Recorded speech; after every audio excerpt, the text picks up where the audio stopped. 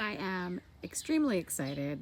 This past weekend, Mark and I tackled the permanent cabling trellis for the Espalier apple trees. And I think it just turned out so wonderful. It is exactly what I pictured here and exactly what I hoped for. You might remember that they were on very large temporary metal trellising that they were trained on at the grower. And once again, I got these from Bower and Branch. I'll put a link to them down below. And these are 4 different variety apples. I have Macintosh, Gala, Fuji, and Honeycrisp. This one has beautiful blossoms on it right now. But let me show you a little bit about the cabling system. So we did a bit of research. We watched some videos. I have some books, and we just really dug in and took a look at what everyone was doing for their supports, and then we went ahead and kind of just replicated it. Hard for me to do a video on something like this, especially when Mark is helping out, because we both take turns then running in and out and being with the kids, and while he's doing one thing, I'm in with them, and then we switch out. So it's just what works out for us with a project like this, but I can explain it to you.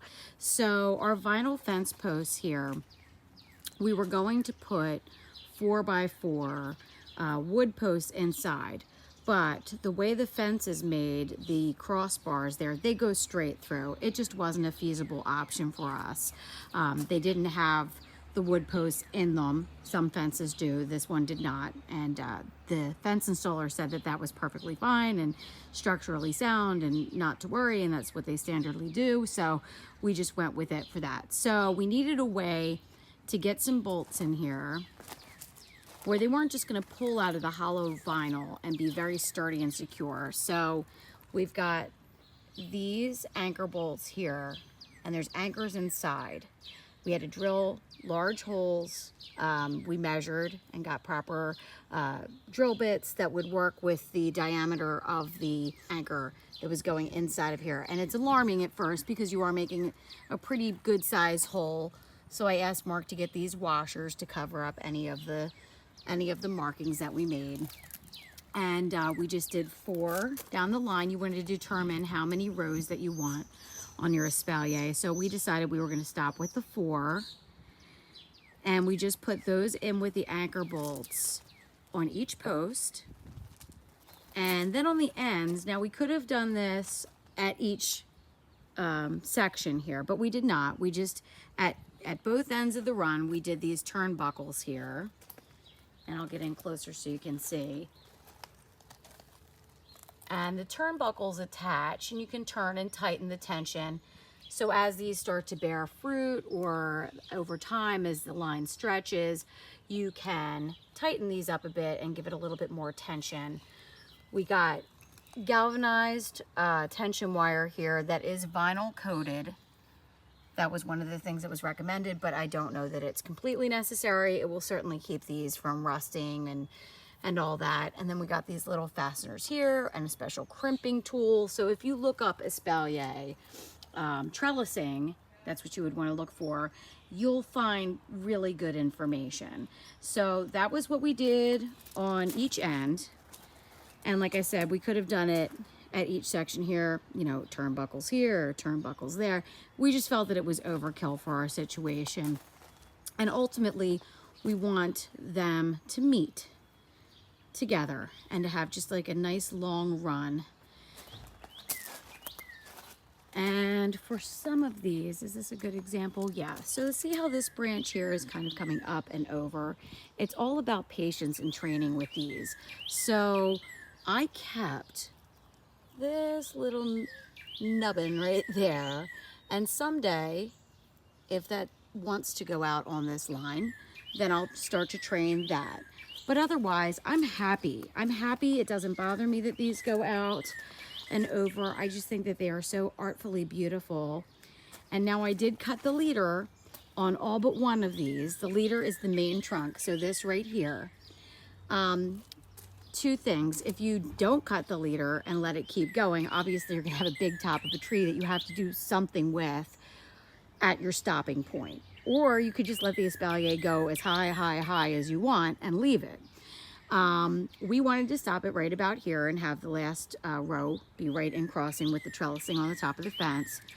So I could have started to bend that leader in one or the other directions. It was already trained like this. In doing that, you're gonna have a really thick and almost very difficult to bend at this stage that the tree is in. If you are training it from a tiny little tree, you could certainly make that leader be one of these branches and then it'll stop there. But in my situation, I got my nice clean loppers and I just made a nice angled cut. I wanted to do an angled cut because if you do a straight cut, you're allowing the moisture and everything to sit on top and cause rot, pests, any kind of disease or fungal problems. This way, if it's got the nice angle cut, the water will just run right off and won't collect there. So that's an important thing to mention. And then, oh, there was a cardinal. Oh, I just scared it. Oh, there it is. Do you see it? I'll try and see it between the fence posts. Oh, there it is. Yay. Oh, I'm loving it. I'm loving it. How pretty is that? Perfect timing, you guys. So I wanted to show you this one here on the end. This one, you can see, whoop, goes like that. That is one where they did not have a branch going in this direction, so I'm starting to train the leader, the main stem of the tree, to go in that direction. So we'll see what happens. If Mother Nature decides that it wants to shoot out another little baby, then I'll probably see what happens then. And then this was attached to the other trellis for quite a while, and I must have missed and not seen. There was a little crack forming here, which was alarming to me. So you can see there's all the fresh green growth here. So it wasn't to the point where it was snapped completely, but there was that stress fracture there that made me concerned. So, you know, I read different things, but I really just slapdash something together for the time being because trees are resilient and it will heal. So what I did was I just took some saran wrap. I wrapped the wound in saran wrap, and then I just took a little piece of clear tape and wrapped that on top. And this was a few days ago, and it's still leafed out and it looks wonderful, but I didn't notice sooner, or I would have, you know, readjusted it on that other metal frame, but it was too tightly pinned down and it was causing it to get this little crack. Not good.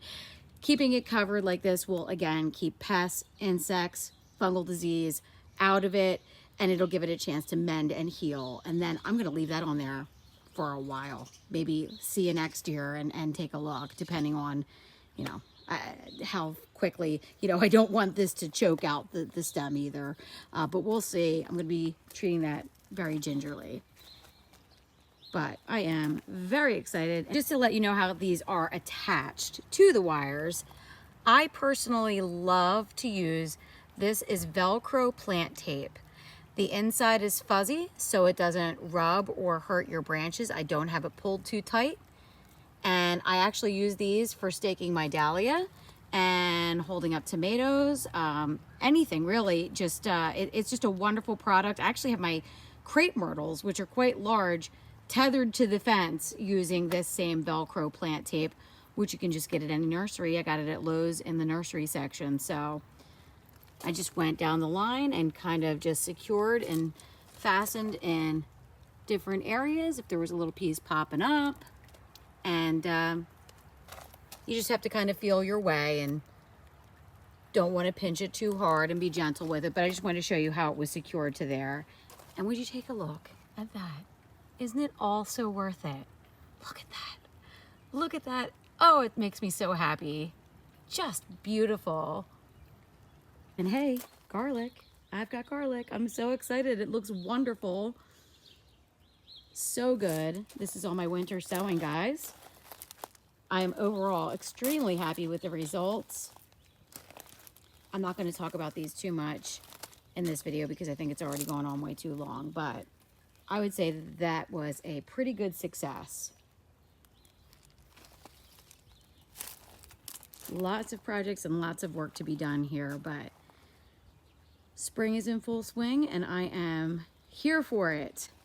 And I'm glad you are too. I hope you are all enjoying some beautiful time in the garden. This is, put your hand up like that, because that's going to be a greenhouse. Pretend there's a greenhouse there.